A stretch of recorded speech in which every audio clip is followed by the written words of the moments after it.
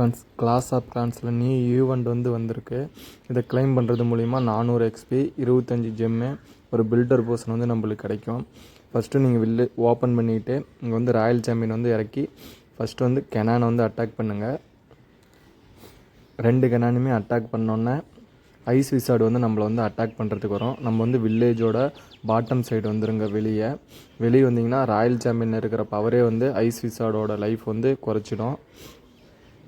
நீங்கள் இப்படியே வில்லேஜோட பேக் சைடாகவே நீங்கள் போங்க. வில்லேஜுக்குள்ளே நீங்கள் ராயல் சாம்பியன் எடுத்துகிட்டு போயிடாதீங்க. வில்லேஜுக்குள்ளே கொண்டு போனோமா ஆர்ச்சர் ராயல் சாம்பியன் அட்டாக் பண்ணிவிடும்.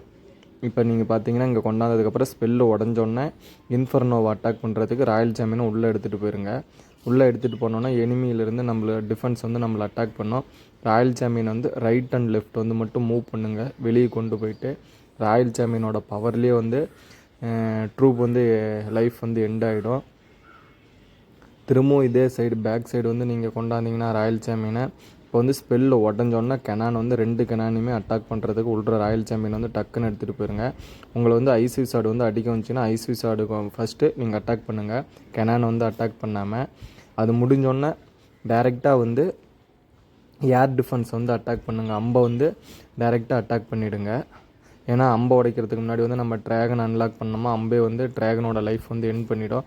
அது உடச்சோன்னே ஆர்ச்சர் டவரையும் உடச்சிட்டு கெனான் அட்டாக் பண்ணும் போது உடனே ராயல் சாம்பியனுக்கு பவர் கொடுத்துருங்க. பவர் கொடுத்துட்டு ஆர்ச்சர் டவர் உடச்சிட்டு அம்பை உடைங்க. அம்பை உடச்சோன்னா கெனான் ராயல் சாம்பியனை வச்சு அட்டாக் பண்ணுங்கள்.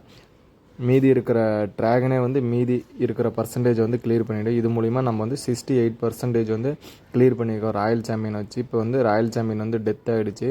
இப்போ மீதி இருக்கிற சூப்பர் ட்ரூப் மூலிமா நம்ம அட்டாக் பண்ண போகிறோம். இப்போ நம்மளுக்கு நம்ம பேஸில் 2 ஆர்ச்சர் டவரு 2 எக்ஸ்போ இருக்குது. எக்ஸ்போ கிரவுண்டு தான் கொடுத்துருக்காங்க. ஸோ அதனால் நம்மளுக்கு எந்த பிரச்சனையும் இல்லை. ஏர் டிஃபென்ஸ் ட்ராகன் அட்டாக் பண்ணுறதுக்கு ஆர்ச்சர் டவர் மட்டும்தான் இருக்குது. ஸோ அதனால் நம்ம கவலைப்பட வேண்டாம். நம்மளுக்கு 100% இந்த அட்டாக் மூலிமா நம்ம கிளியர் பண்ணிடலாம். இப்போ நம்ம எந்த டிஃபென்ஸுமே நம்ம சைடில் இப்போ எதுவுமே கிடையாது. எல்லாமே சின்ன சின்ன இது மட்டும்தான் இருக்குது. ஸோ பாருங்கள், நம்ம 94% கிளியர் பண்ணிட்டோம். பாருங்கள், நம்ம 94% கிளியர் பண்ணிட்டோம். நம்மளுக்கு டெம்பரவரியான ட்ரூப் ட்ராகன் 2 ஃபுல்லாக இருக்குது. ஸோ அதனால் நம்ம அதை அட்டாக் பண்ணுறதுக்கான எந்த ஒரு டிஃபென்ஸுமே இல்லை. நம்ம இப்போ அட்டாக் பண்ணிகிட்டு இருக்கோம். 99% நம்மளுக்கு கம்ப்ளீட் ஆகிடுச்சு. பாருங்கள், இன்னும் 27 செகண்ட்ஸ் இருக்கிறதுக்கு முன்னாடியே நம்ம அட்டாக் 100% நம்ம கம்ப்ளீட் பண்ணிட்டோம். இது மாதிரி